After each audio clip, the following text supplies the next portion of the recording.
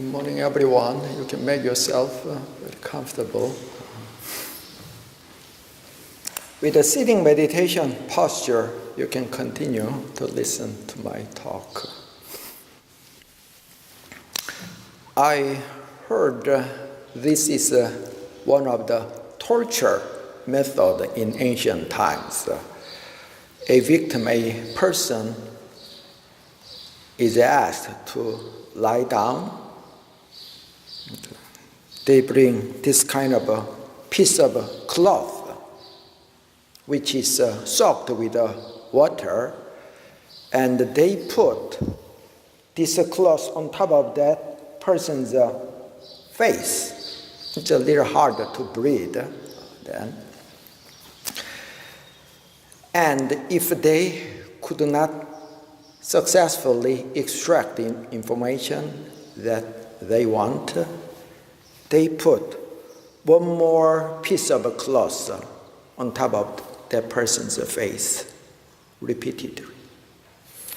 Then, as we can imagine, that person gradually start to suffocate and eventually led to death. When I heard that, I thought to myself, many people also wear some mask, even though it is invisible, kind of some mask of a pretension. We usually say that I or he pretend to be okay, or pretended to be not okay, pretended to be sick, pretended to be not to be sick, etc. So imagine if you breathe with several layers of cloth on top of your face, completely soaked with water. It would be very hard to breathe. It's just like when we remove all those masks, it's like getting out of the tear gas room, which is full of some poisonous gas, that kind of some liberation we can imagine.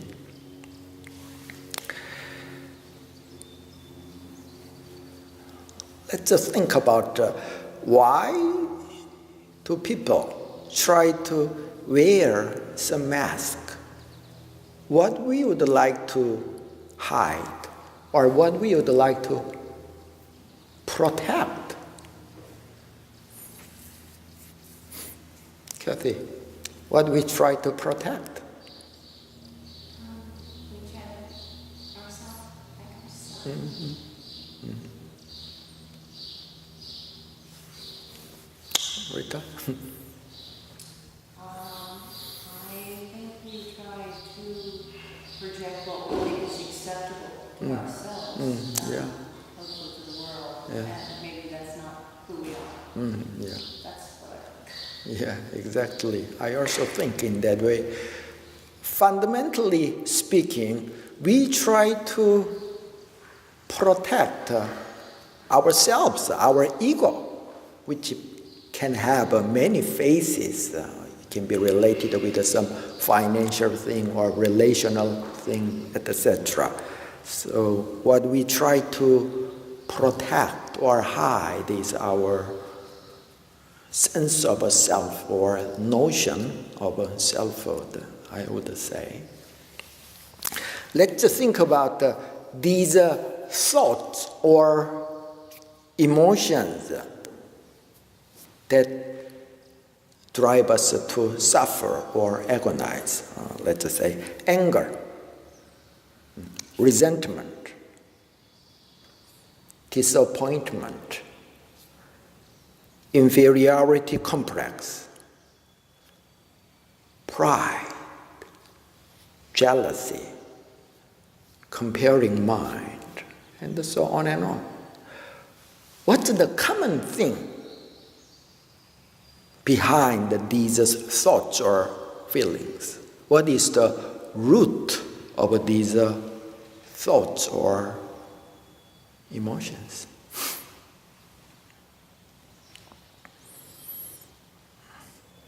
In the same way, the root is also I, my, me, our sense of self. Whether it's a comparing mind, a judging mind, jealousy, disappointment. If there is no I, when ego disappears, we will not be troubled by those thoughts or emotions. So it's a kind of a Zen saying, no self, no problem. When teachers teach Heart Sutra, they usually quote this one. No self, no problem. Look at outside. How could weeds grow? We try to weeds, Val or Cat, they volunteered to weed the ground this morning. Why could the weeds grow? Because there is a seed, but fundamentally speaking, there is a ground. If there is no soil, how could the weeds grow? If there is no air in this hall, how could the wind blow?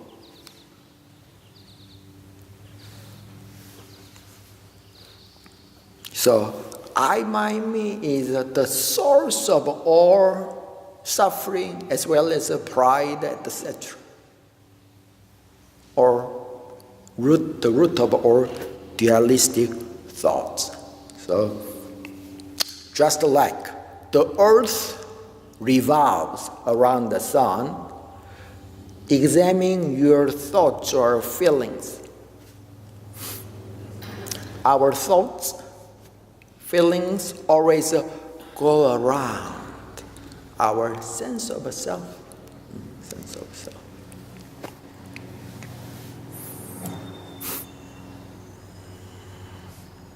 We tend to think some external condition.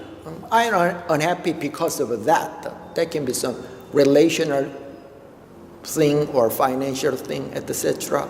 So that's a kind of apparent or superficial cause. The true cause always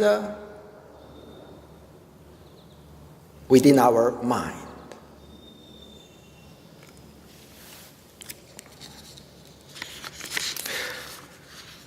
Why? Let's say Earth, this blue planet, would like to freely move around. But why the Earth could not escape from the sun? Because of the gravity of the sun. It cannot be liberated from the gravity zone. Likewise, you would like to get rid of your anger or resentment. Is there anybody who would like to become disappointed? No. So it's just our mind naturally, automatically reacts in that way. Because deeply ingrained sense of self. So all kind of negative, positive feelings, emotions, thoughts arise. They say Buddhism is the path of enlightenment. The Chinese character Bulgyo literally means the teaching or the path of enlightenment. Buddhism, ism sounds like some ideology or philosophy. Yeah, it's not that great translation. Anyway, why in Buddhism they really emphasize enlightenment or awakening?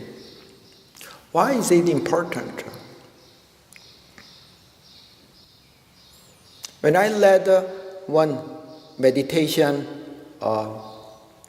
club when I was in Korea, one student who studied engineering told me, I'm not interested in enlightenment or awakening. I just would like to live a very happy and free life.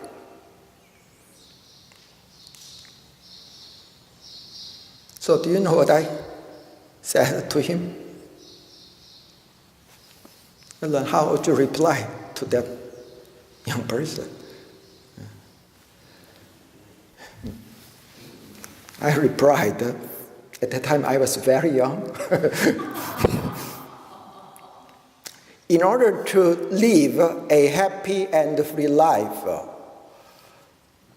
we have to attain enlightenment. Without knowing our true self, it is very, very hard to become free from our negative thoughts or emotions. Our mind is shackled by a lot of external conditions. When we really see into our true self, we skip the Heart Sutra chanting, the empty nature of ourselves. So many of you have heard the word sunyata or emptiness, which is the core concept in Buddhism.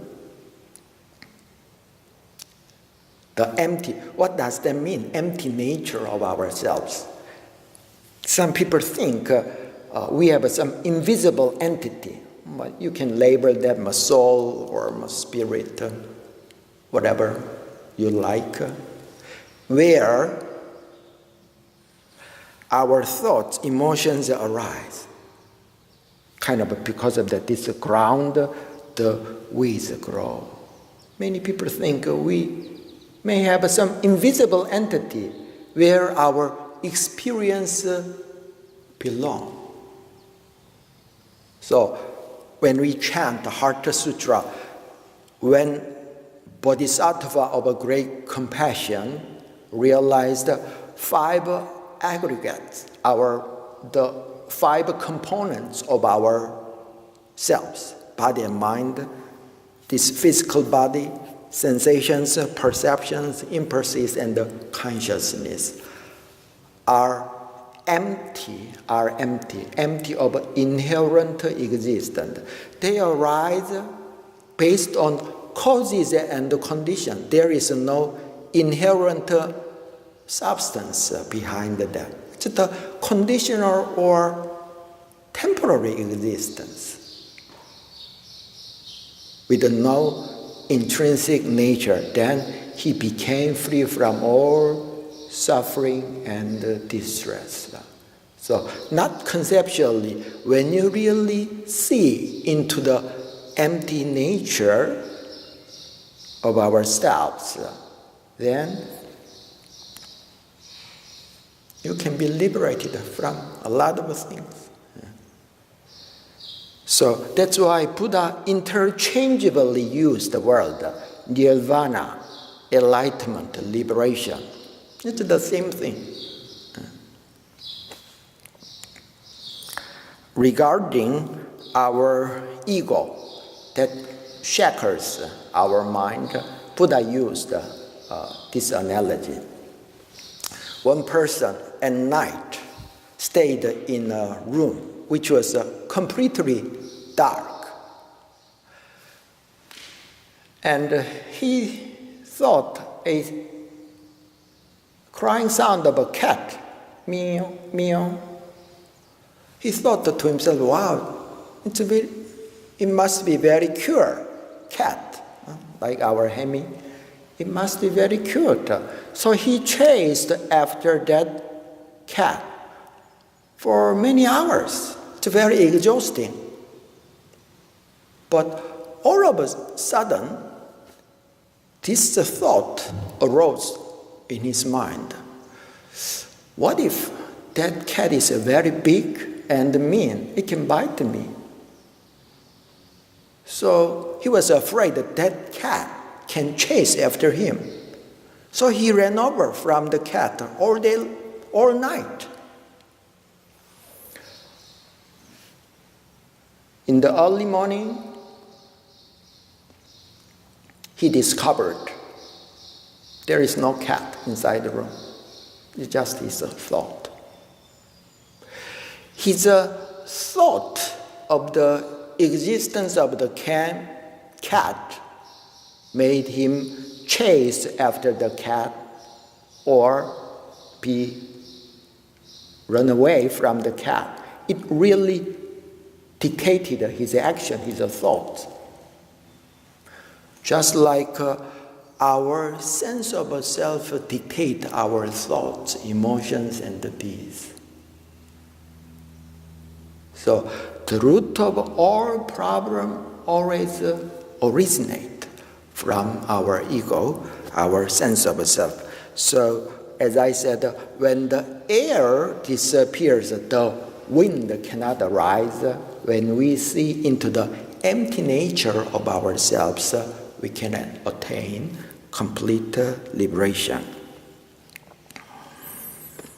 Then what's the relationship between enlightenment and meditation?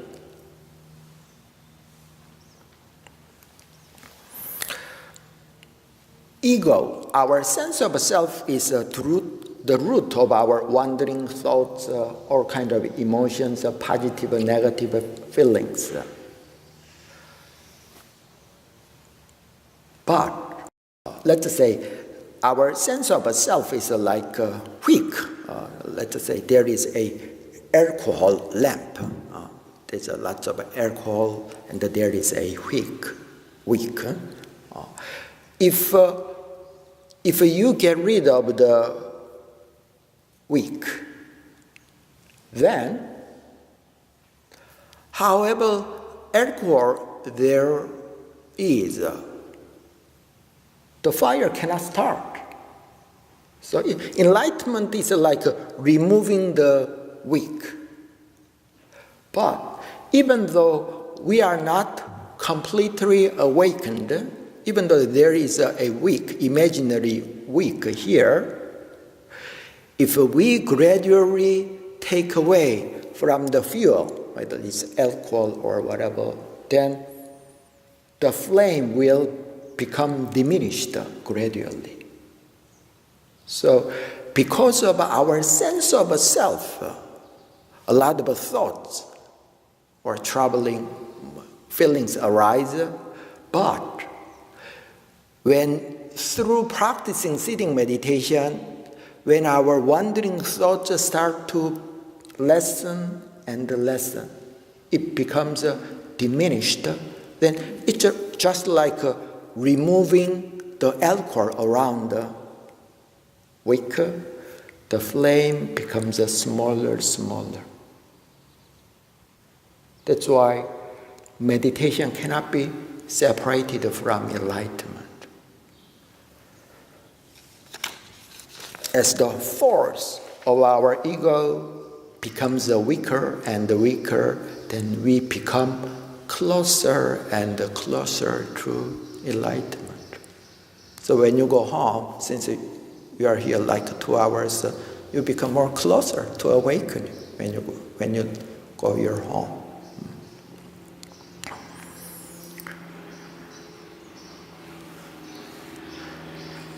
Let's think about why it is hard to break our habit, whether it's a New Year resolution or whatever thing, some tendency of our mind, some kind of some mindset, why it is very hard to change.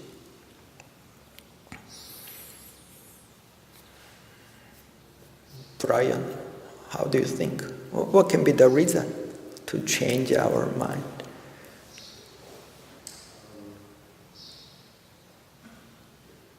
Every thought, without being careful, will turn into action and solidify the habit over and over until you're enslaved to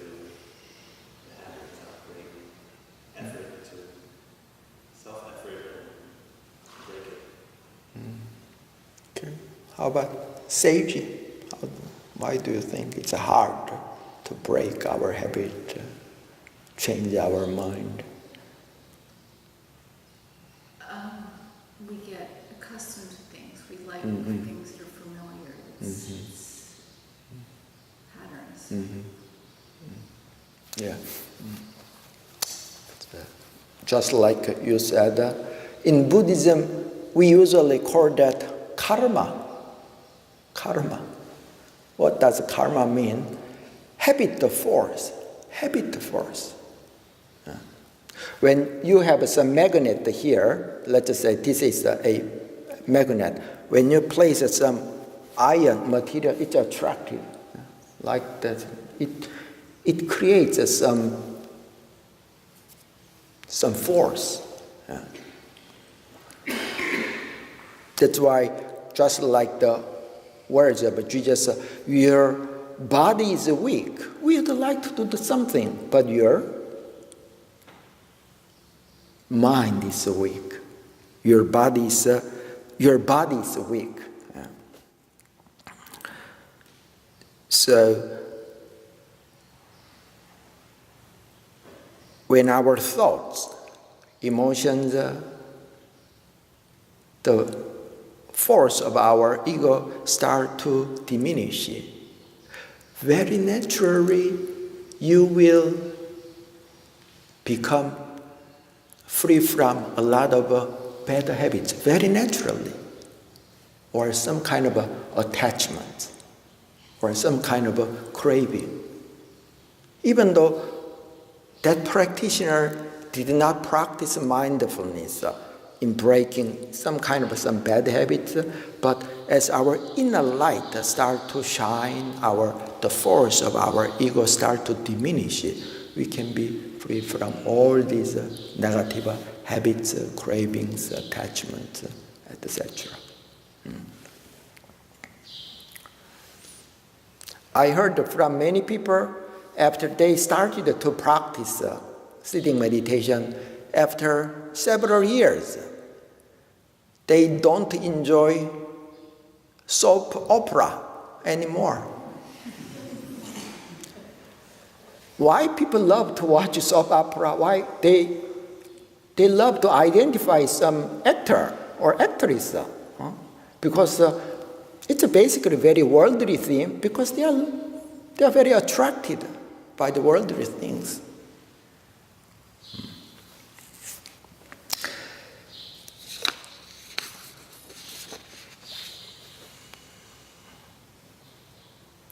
The point of meditation, spiritual practice, is the English translated word for suheng.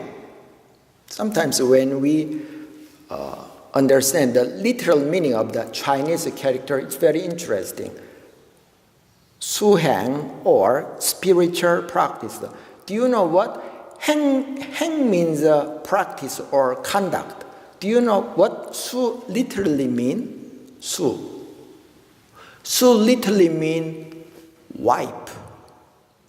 As you, with this kind of a cloth, you clean the floor or the window. Wipe. Su means wife. Takdan literally mean wife or clean. When you clean with this handkerchief, whether it's a floor or window, we have to wipe several times. That's not enough. We have to wipe. Likewise, the point of meditation or whatever forms of spiritual cultivation is practice. I think Reverend Song's program, many parts of the movement meditation is the repetition. It's the point. So let's keep practicing until we attain complete liberation. Okay, thank you.